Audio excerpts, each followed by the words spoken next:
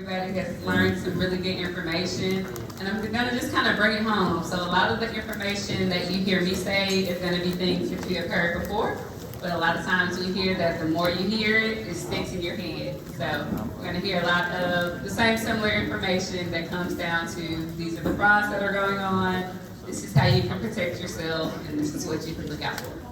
So I want to thank the TARCOG team for putting this amazing event on today, and also for inviting me to come and speak. So let's go ahead and get started. So we're going to do a little self-defense class, and I won't make you guys get up because I know you're eating, but we're going to learn how to defend ourselves against fraudsters. So I want to start with the question, does anybody know what a security is? You have to shout some answers out at me. Protection is like you got it. So a security in the sense of where I work and in the financial industry is another word for an investment. So that's your stocks, bonds, mutual funds, all of those kinds of things are investments. But we like for people to keep in mind that an investment is anything where you put in some money and then over time you're expected to get more money out. It can be anything that somebody brings to you as an opportunity or a business deal. We actually have a case that happened up here in the North Alabama area. There was a man who had a tomato growing business. He was telling people that he had these organic tomato seeds, you could invest with him and you could make a lot of money. So he would tell people for a one-time payment of $9,950, he would come and build a greenhouse on your property. He would bring you these organic tomato seeds. You could grow these seeds. What turned this from just a business deal into an investment is that he guaranteed people, once you pay that $9,000 one time, you could make $25,000 to $40,000 a year from that investment. So that's what turned that from a business deal to an investment. He told people that he had deals with Publix and Winn-Dixie and all these major grocery retailers. So people thought this was a legitimate opportunity. People were paying the money. He was coming and building the greenhouse. He was coming and dropping off the seeds. People were even getting a little bit of money back from him. But finally, probably about 6 months into the whole thing, somebody called and said, this sounds like an investment, this sounds a little sketchy. Let me call the Alabama Securities Commission and make sure that this guy is legitimate. So they called us, we came out and investigated, and it turned out it was a huge scam. It was what we call a Ponzi scheme. So a lot of times he was taking people's money and then he was just giving them some of their money back that they paid. He was bringing these organic tomato seeds, they were just regular seeds. He didn't have any deals with any of those grocery retailers. We reached out to all of them. They all said, we've never heard of this guy. And he was coming and picking up the tomatoes and just kind of throwing them out back. And he was using the money for personal expenses and all kinds of things. But within 6 months, this man right here was able to scam 250 investors out of $2.2 million in 6 months. And that's simply because nobody recognized this as an investment and nobody called us. Nobody let us know what was going on. Nobody came and asked questions. And when somebody finally did say, hey, let me call the Securities Commission and check on this guy, we were able to come and stop him. And he's actually done this in a lot of different ways. He's had a worm farm and told people he had these organic worms. He's done a pickle growing business, a cucumber, and it all had the same model. So that's just to keep your eyes open, that anytime somebody brings you a business deal or an opportunity and they say, hey, if you put in this much, you'll get more out from your return, that's an investment and it does have to be registered with the Securities Commission in Alabama. And I also want to tell you that if anybody guarantees that you're going to get a certain amount out from an investment, that's a scam. The word guarantee and investment cannot go in the same sentence. All investments have projected returns. You could make this, but you could lose some. So there's no investment that is a 100% guarantee that you're going to make this much out. So just keep that in mind as we're talking through the different scams today. Now what we do at the Alabama Securities Commission, we essentially have 3 or 4 different teams. We have our registration and our auditing team, and they register the financial professionals in Alabama. So people who are stockbrokers, financial advisors, financial planners, all of those kind of people, We make sure they're registered with the state. We make sure that they have the credentials to provide quality service to our Alabama residents. We make sure that they're following the securities laws and make sure that their firms are set up correctly. We also have an auditing team that goes out about every 3 years, and they go out and just check on the firms and make sure that they're staying up to date on the laws. They make sure they're providing a good quality of service to all of our Alabama residents. And if anybody ever reaches out to us and says, hey, I have this financial advisor that I'm working with, but something funny is going on, or can you check this person out? We will go out and do for-cause audits, which basically means somebody may have complained about them or something came up. So we go out and check them out and see what's going on. We also have an enforcement and a legal team that works in-house at our office. So these are people who were former police officers, former military. We have somebody from the district attorney's office, and they investigate financial crimes. So if you fall victim to a financial scam, or someone was talking about earlier, if you have a family member that might be scamming someone in your family, or you have an elderly loved one that may live close to you and you think somebody might be scamming them, we investigate all of those kinds of crimes. So if something like that does happen, you can call our office. We'll actually go out to wherever that person is. We'll take statements, we'll do an investigation, and we'll find out what's going on. So we have a team that works around the clock. Anytime somebody has a financial crime issue or a potential financial exploitation issue, our team goes out and investigates that. And then we have our education and public affairs team, which I'm a part of, and we see ourselves as the first line of defense, because oftentimes when it comes to scams and financial crimes, the best thing we can do is be proactive in learning about it. So a lot of times, once that scam happens, it's too late. Or once that scam happens, it may be hard to get your money back.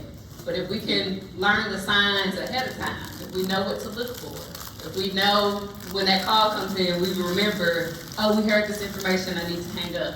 We can prevent some of the scams from happening simply from having that education and having that knowledge and knowing what signs to look out for. So hopefully this information helps you today to kind of know going forward what to look out for, and you can share this with your loved ones. But again, if you ever do fall victim to a scam, please don't be ashamed, please don't be embarrassed. Let us know. We cannot help you if you don't report it. If you don't let somebody know, we don't know it happened. And scams can happen to anybody. I have fallen victim to a scam, and I work here.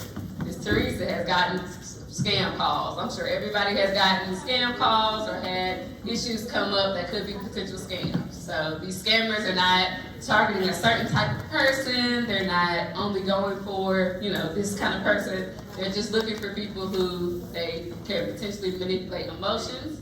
They're looking for people that can catch off guard, or they're looking for people who will answer the phone and continue to engage with them. So if you do fall victim to a scam, please report it so we can try and help you. Now, when we're looking at the top 10 fraud report categories, so these are kind of the categories of scams that we come across. Imposter scams are the highest reported scam. So show of hands, has anybody ever gotten a text message from Aldine or from the sheriff's office or from a wrong number? Has anybody ever gotten an email from Amazon or USPS and you got one now, you just got one today? Or those calls, those spoof calls from the bank saying your account's been hacked, you need to, give me your contact information and you need to pull money out of your account. All of those are what we call imposter scams. And that's essentially somebody acting like they're not, acting like somebody they're not. Another type of scam that we see, a lot of the online shopping scams. So if you're going to a certain website, you may click on an item, and that item might take you to a third-party site. Or you click on that item, you're buying something, and then your credit card or your debit card information is on that site, and somebody may get access to it. Business and job opportunities, investment-related scams. So that's a lot of what we cover at the Securities Commission. It's the fourth most reported fraud, but it's the highest loss. People lost $6 billion to investment scams last year. And it's also the highest average loss. So in each case, people lost about $9,000 when it came to investment fraud. So these are just some of the top 10 frauds that are seen across the U.S. And again, investment fraud is the fourth most reported. the highest total loss, and the highest median loss.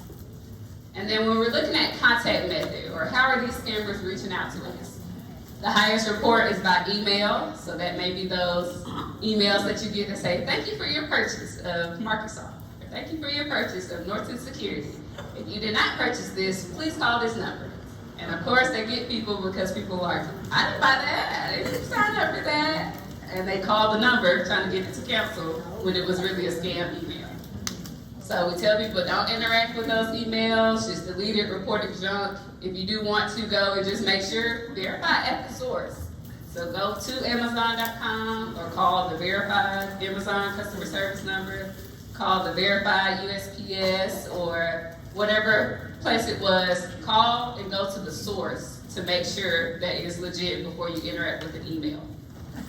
The highest average loss is those phone calls. So it's those scam calls that we get that may say, your account's been hacked, you need to go pull your money out, and they'll tell you exactly where to go put it. They'll say you need to wire it here, or you need to go put it into this Bitcoin ATM machine.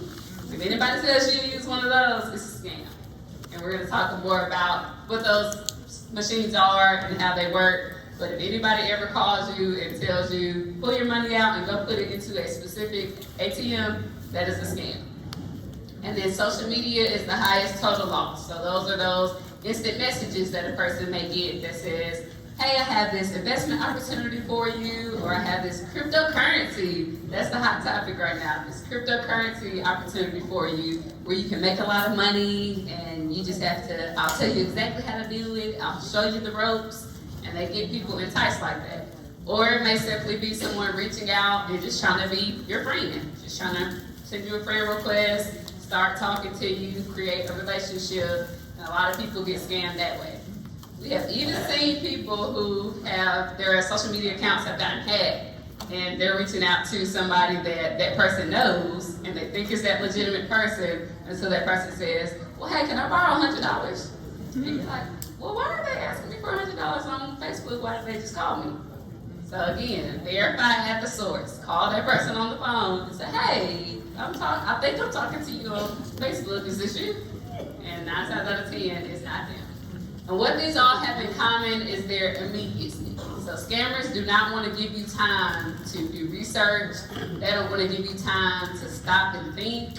They don't want to give you time to ask for a second opinion or to look things up for yourself. All of these are, they want to evoke your emotions and they want you to make a decision quickly. So anytime somebody is trying to make you make a quick decision about your money, or they're saying, don't tell anybody else, or I need you to do this right now, those are big signs that this is a scam. Because if it's something legitimate, they'll give you documentation, they'll let you ask questions, they'll let you hang up and get back with them later if it's legitimate. So anytime somebody is trying to make you stay on the phone, or they're saying you have to do this right now, those are big indications of a scam. So now we'll look at some techniques that we're seeing fraudsters use at the Alabama Securities Commission, so you can be aware of kind of what we're seeing and the cases that we are seeing at the commission. The first one is in-person scams. So an event like this, you didn't pay to be here. We're not trying to sell you anything. We're simply providing you information. These kinds of scams come when someone may come in to an event that you have to pay for, and they're trying to sell you on an opportunity or a business, or they're like, hey, I have this investment that you can invest in. So anytime you see things like that, just always verify. It may be legitimate, it may just be, a regular salesperson, but always get a second opinion. You do not have to just take the word of the person that's in there. You do not have to just take it at face value, what they say. You can take that information, go get a second opinion, come to the professionals who are familiar in that field and say, hey, this person came to our church, or this person came to our, Bible study group, this person came to our book club and was talking about this opportunity. What do you think about it? So always get a second opinion and always do your own research before you make decisions or give anybody money. Another scam that we're seeing that I think a couple of people have hit on is what we call the grandparent scam, or the artificial intelligence scam. So this scam is a little scary because what these scammers can do is if your child or your grandchild, let's say they have a video on social media. The the scammer can actually use a program to pull that person's voice off of that video, and they can call you at 2 o'clock in the morning. It'll be that person's name, that person's phone number, and that person's voice on the phone. And then you may say something like, help, I'm in trouble, I need you to send me some money really quick. It's your granddaughter, your child, and they've woken you up out of your sleep, you're frantic, they're crying on the phone saying they need money. And of course, if that's our child, that's our grandchild, we want to help them. So as many of our panelists mentioned, if you do get that call in the middle of the night, the thing that they're trying to do is play on your emotions. So at that time, you have to stop, think, and there are a couple of options you can do. You can hang up and call that person back directly, because again, as the sheriff mentioned, these scammers, they can't pick back up. If you call that person's real number, they can't pick back up on the phone. They were only able to spoof the number to go out. So you can call that person back directly. You can have a safe word with your family. So you can discuss a word that, hey, if there's an emergency and you call me, this is our safe word. And you can ask that word on the phone. Or you can simply ask a question that only that person would know. So if it's your daughter and she's like, hey, I need help, I need you to send me some money. Okay, when's the last time we had dinner together?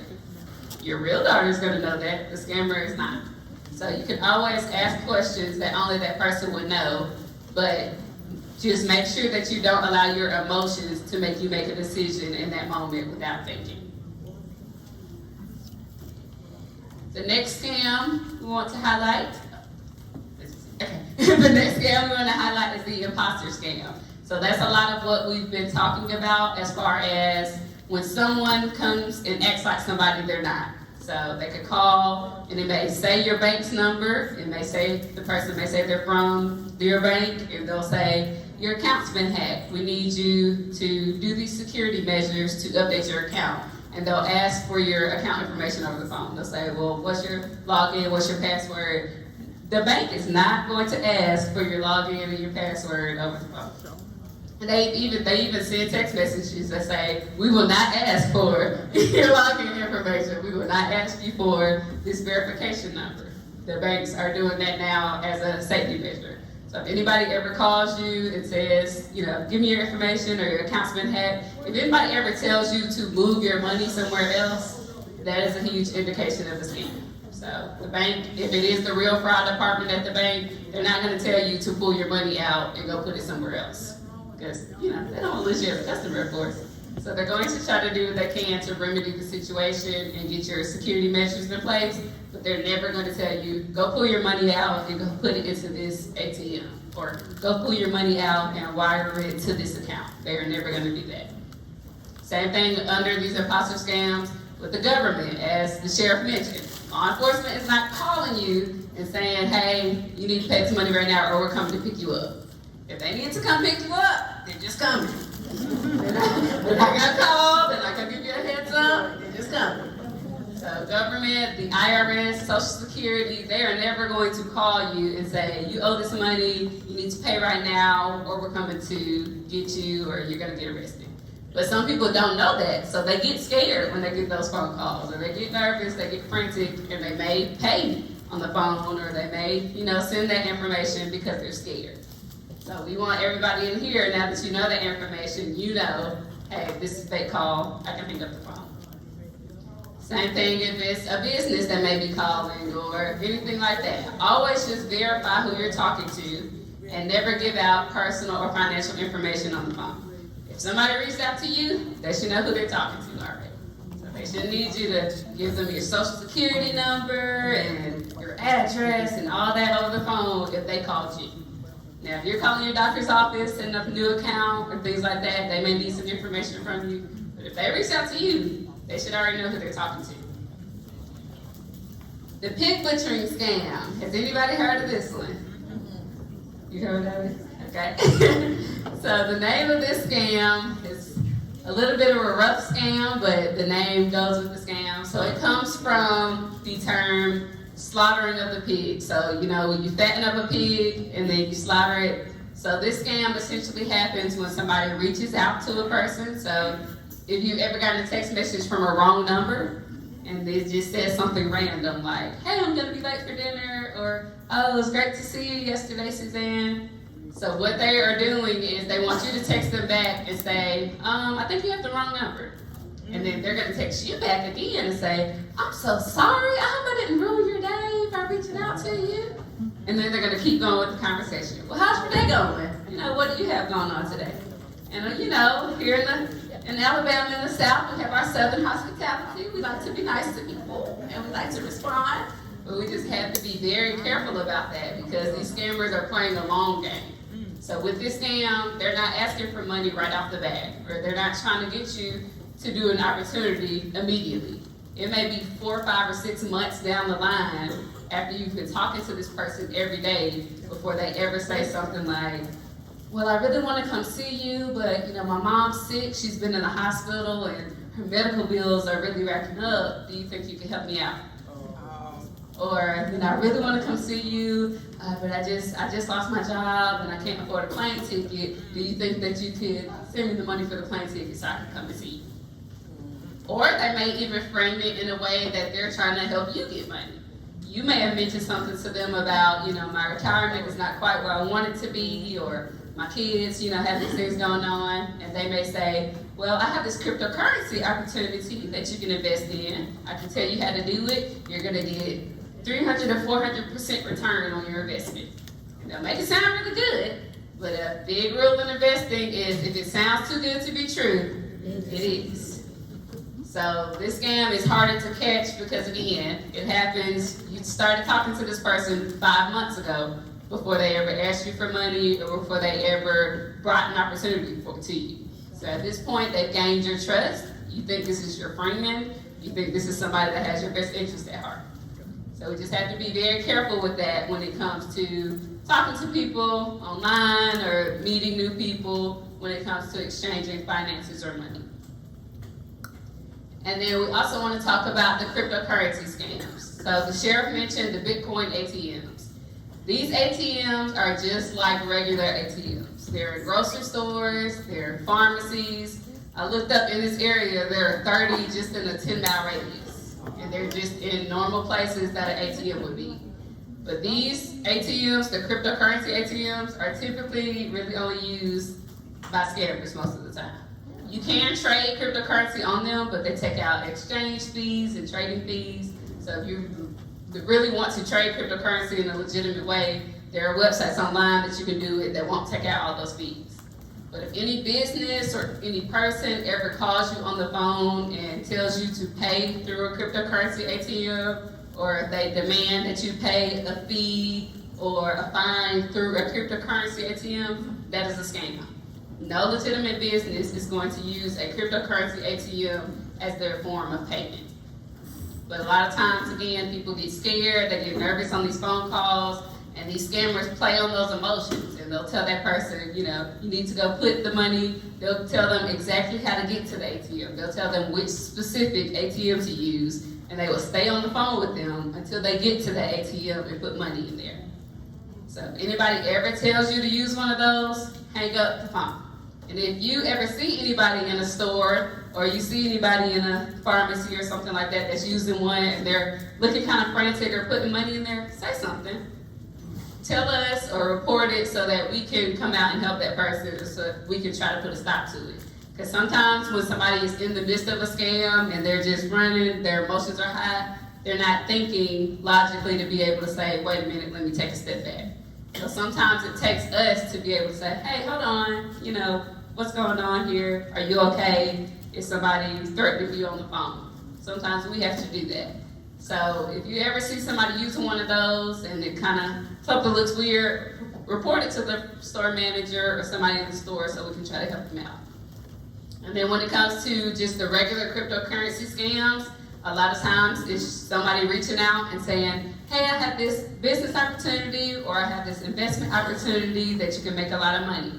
And they'll send you the specific link to go to, they'll send you the specific website, and a lot of times people will start putting money in and it'll look like they're getting returns. They'll see, okay, I'm making some money off of this, and they'll put more money in. They'll see they're making money, they'll put more money in, and then when they try to make a withdrawal, that scammer will say, oh, well, you have to pay a 30% fee or tax on your money before you can get your money out. And then that's when you know, okay, this is not legitimate. because you should not have to pay a huge fee or tax on your investment when you're trying to pull it out. But some people still say, okay, well, I'm gonna pay that fee. They pay that fee or that tax, website shuts down, never hear from the person again. And a lot of times with these cryptocurrency cases, it is virtually impossible for us to get that money back, because once it goes into that cryptocurrency stream, a lot of times it's going somewhere overseas and that money's gone. So just be very careful when it comes to cryptocurrency investments or using those machines. Just make sure that if you do decide to use cryptocurrency as an investment, just make sure you're well versed in it, or you're going to somebody who is familiar with it, who is a licensed professional that knows how to guide you correctly on it. And this video is going to be an example of how that pig butchering or cryptocurrency scam works.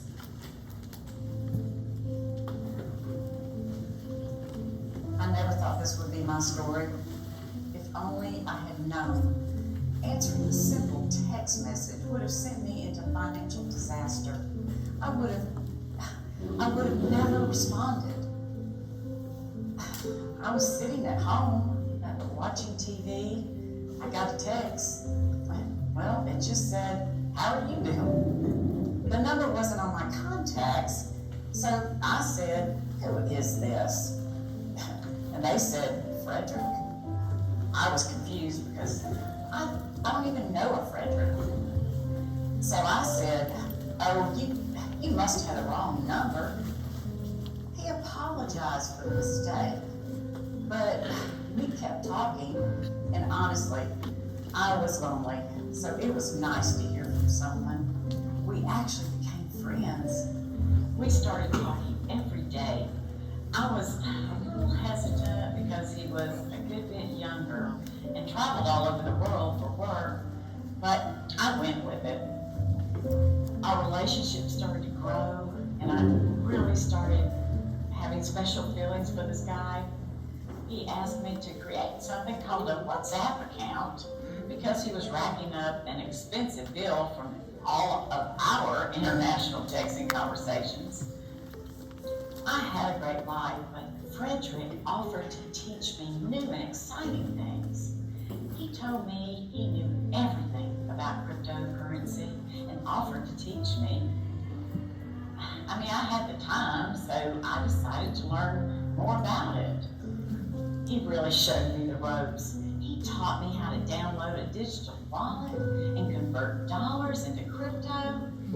He told me to download a new crypto trading platform, and he would take my money from my digital wallet and handle the crypto investing himself.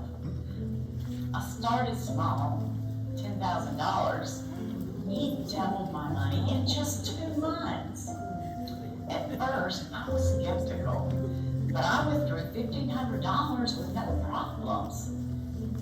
I had $200,000 in my savings, and he promised he could double my money in just 3 months. And he actually did. I gave Frederick everything I had. I mean, everything.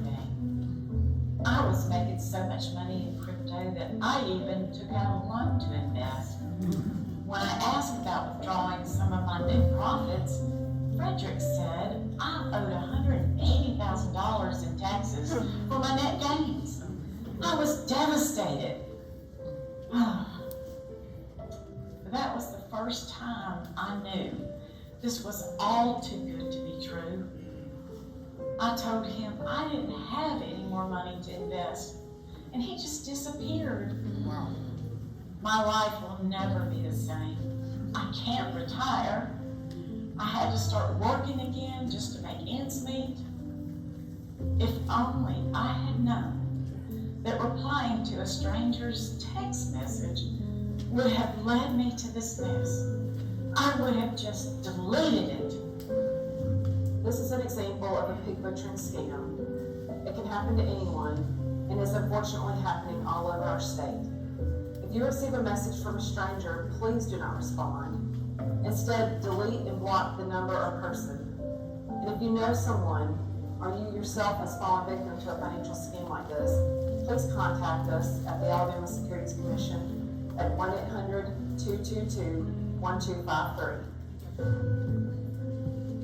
So that is an example of, unfortunately, a lot of the cases that we see when it comes to these pig butchering scams. Somebody just reaching out, you're not thinking anything of it, and before you know it, you built a relationship with this person, you think this is somebody that you trust, and then they enter into this scam and people end up draining their life savings going through this kind of scam. People end up taking out loans and just simply investing money that they don't have into these kind of scams because they have fallen into the thought that they think I'm going to make a lot of money off of this because they really trusted that person.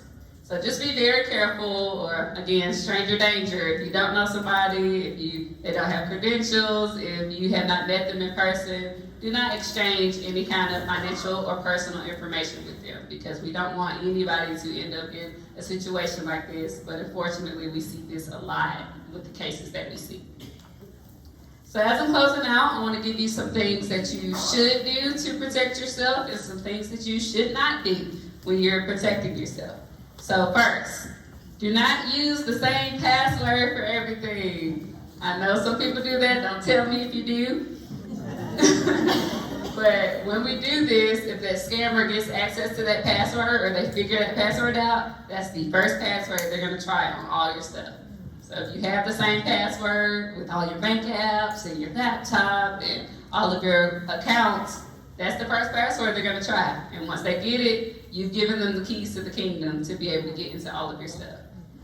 Along those same lines, don't create a document called passwords and keep all your passwords on.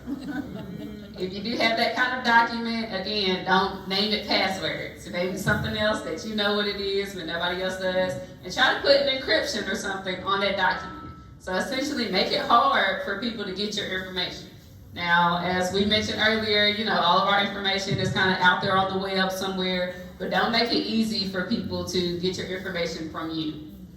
Next, don't click on those unfamiliar or strange links. So if you get that link in the text message saying, I need you to update your address and your contact information so we can deliver your package.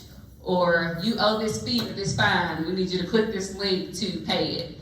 Do not click on those links if that's not something that you were expecting to get, or it's not something that you know what it is. Don't click on those links in the emails or the text message. Always go directly to the source and verify before you ever give anybody any kind of information. Be careful with allowing strangers to access your device. Again, this is something that we see a lot in the South because we are very hospitable people, and somebody may walk up to you in the store at the gas station, they're like, hey, can I use your phone real quick? My phone died, I need to call somebody. Just be very careful about that. We've had instances where people have let somebody use their phone in the store, that person kind of walked off away from them a little bit and got information off of their phone, or were able to get into some of their apps. So if you do want to let somebody call someone off your phone, dial the number for them, put it on speaker, but don't let anybody take your phone or your laptop out of your site and have access to it.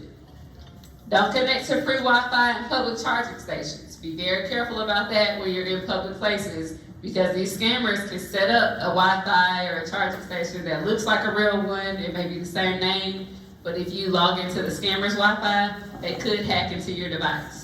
Or if you plug into a charging station that a scammer set up, they could screen mirror everything that you're doing on your device.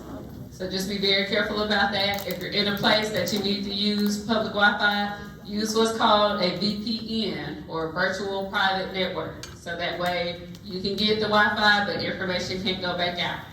And if you do have to use free Wi-Fi, just don't go to anything on your phone that has pertinent information. So don't open up your banking apps. So don't open up anything on your phone that has private or protected information. Never give out personal information over the phone, email, or social media. Again, if you don't know this person, if you haven't verified who they are, you don't need to give them any of your personal or financial information. Along those same lines, don't send money, trade, or invest with people you've only met online if you haven't verified their identity. We had a case recently where a person thought they were talking to a legitimate financial advisor. It turns out somebody was being an imposter and portraying to be that person, and they were scamming her clients. But because those clients had never actually met her in person, they assumed they were talking to the real person. So just be very careful about when you connect with people online or you're doing business online. Try your best to meet those people in person. Do your research on them. Make sure they're verified. Make sure they're registered. And try your best to make sure that you're doing business with legitimate people. And here are some things that you can do to protect yourself. So routinely check your bank statements, your credit card statements, your investment accounts, and just make sure there's nothing going on that you didn't authorize. Like with your debit card, the bank may call you if something hits for $500, but they may not call you if something hits for 10 cents. But that scammer may use that little charge to see if they can get to your account before they hit it for something bigger. Same thing like with your credit report. If you don't have some kind of monitoring service on there, you may not know if somebody pulls a hard inquiry on your credit or they are using your information to get something. So we have to be proactive and making sure that we're routinely checking those things. And I'll show you on the next slide a website that you can use to get a free credit report from all 3 bureaus, and you can check out your account to make sure that nothing is going on that you didn't authorize. Make sure that you request written information and documentation. So if something is legit, if it's a real business opportunity or if it's a real contract, they will have no problem sending you documentation, sending you information. They will have no problem if you said, okay, I'm going to take this information and I'm going to go show it to my lawyer or I'm going to go show it to my professional just to make sure. If it's a legitimate person, they have no problem with that. So always ask for that information. Report immediately if you become victim to a fraud or if you suspect a fraud is happening. Again, we cannot help you if you don't tell us. We don't know what's going on if you don't let us know. And the longer you wait to let us know, there's less and less chance that we may be able to get your money back, because once the scam has gone on for so long and that money has been gone for so long, the harder it is for us to try to get that money back for you. So if you tell us as soon as it happens or immediately after it happens, it's much more likely that we can bring that case to a good outcome. Always seek advice from trusted sources and ask questions. So you've gotten a lot of resources here that are free, that you have access to, that you can go to. A lot of our amazing panelists, our TARCOG members. You can call us at the Securities Commission if you just have a question or you're like, hey, I wanted to check out this investment opportunity. You can call us and we will give you information. So always utilize those resources that you have to make sure that what you're investing in or what you're putting your hard-earned money in is legitimate. Make sure that you do your own research and just take your time and exercise caution. Nobody should make you make an immediate decision about your money or make a fast decision about your money that you didn't have time to think about, that you didn't have time to research and make sure that you know what you're getting into.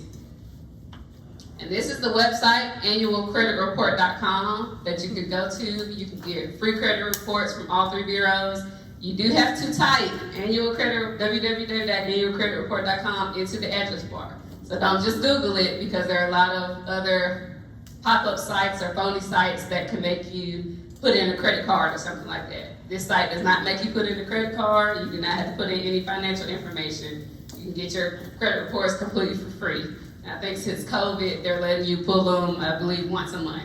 So if you want to pull them, you don't necessarily have to pull them, every week, but you might want to do, that might be something you want to do quarterly or monthly and just say, hey, let me just check my credit report and make sure there's nothing on there that I didn't authorize. So there's a free resource that is available to everyone that you can utilize. And if you ever have any questions or information, here's our contact information, email, phone number, as well as our website. We have great resources on there that are free that you can access, and we're always willing to come out and talk to you. So we travel all across the state of Alabama. If you have a book club, a church, a civic group, whatever that you want us to come talk to, we're happy to do that. And now I want to open the floor if there are any questions I can answer for you. Yes, ma'am.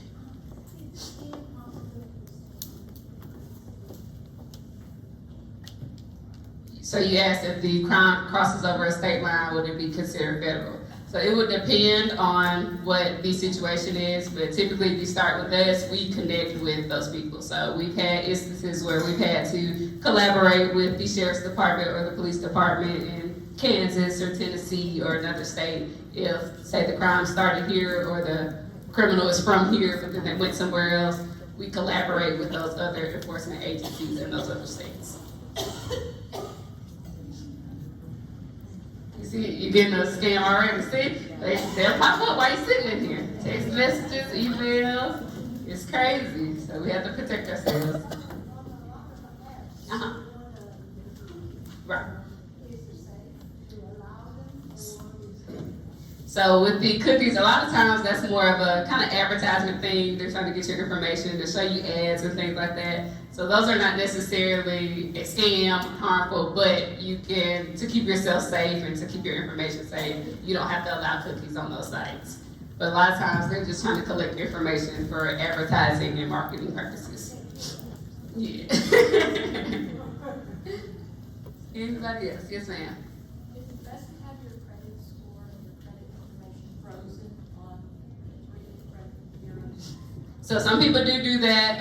If you're not planning on buying anything in the near future or anything like that, you can actually freeze your credit. It's easy to freeze it and unfreeze it. You just have to remember to go unfreeze it if you want to buy something.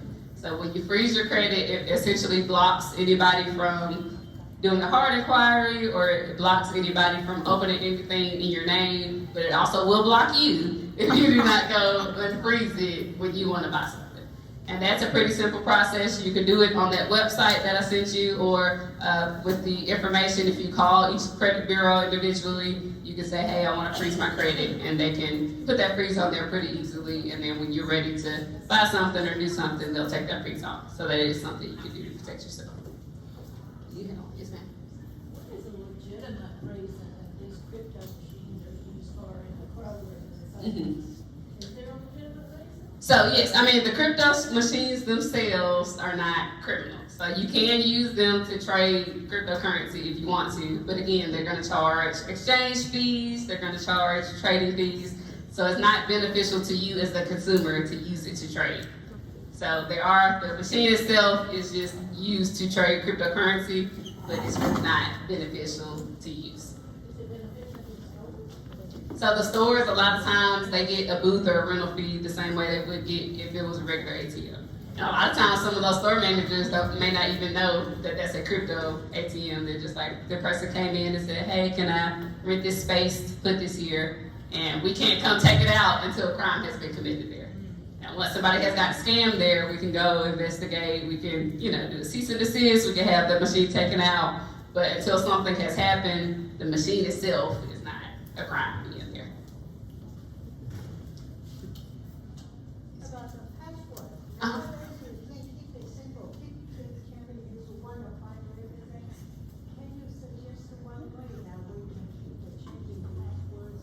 So we'll remember, we'll know how to get to align what we need. Yes. Keep forgetting. So there are some password manager apps that you can use. We don't necessarily have ones that we endorse per se, but there are password manager apps that you can use that will keep track of your passwords, and they'll change your passwords for you consistently. And again, or if you write down your passwords and you lock them in a safe, you can do that. Just don't do anything that makes it easy for people to get your passwords or use that same password for everything.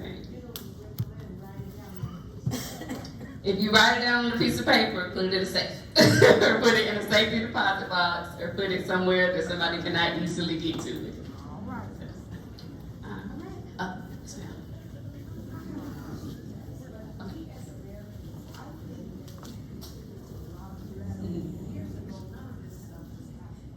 But all of a sudden, because of the Southeast, big billboards about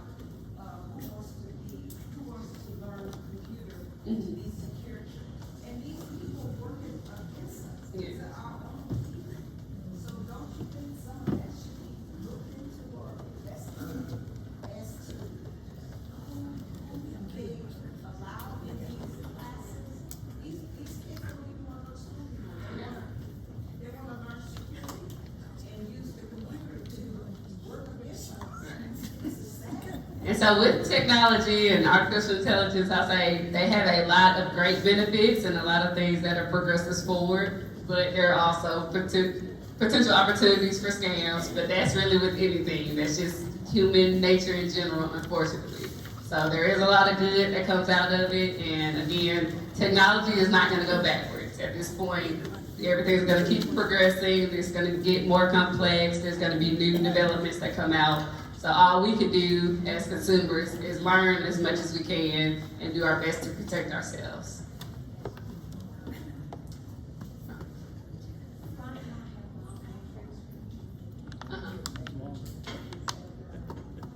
So that can be a safety measure because again, you're the only one that's gonna have your fingerprint. So that is a safety measure. Right? Yeah, I was like, let's cut your finger off. But so that is a good way. And a lot of times, like if you have that two-factor authentication, that is a great way for you to try to keep your stuff safe. So you have to put in your password, but then you also have to put in a code, or you put in your password, but then they also call you. So having multi-step authentication, having multi-step security measures is a great way for you to protect yourself. All right, well, if y'all ever have any other questions for us or want to look into a person or an investment, please reach out to our office. We're happy to help. And we always tell people that if you're going through something, you think it might be a scam, and you don't know exactly who to reach out to, you can always call us, and if it's not our jurisdiction, we'll get it to the right place. So we're never going to turn anybody away, or we're never going to tell you we can't help you. We will find the people to help. All right, thank y'all.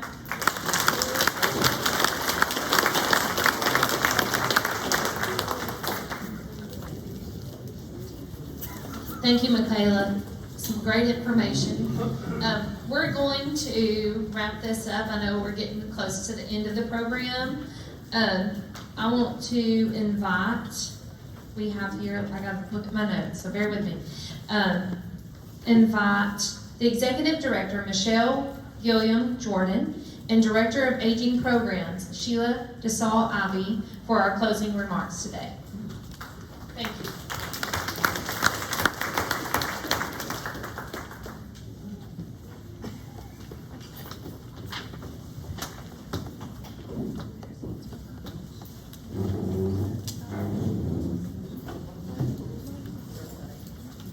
Thank you so much, Heidi. Wow, what an informative morning, afternoon we've had. Thank you all for sticking with us all day.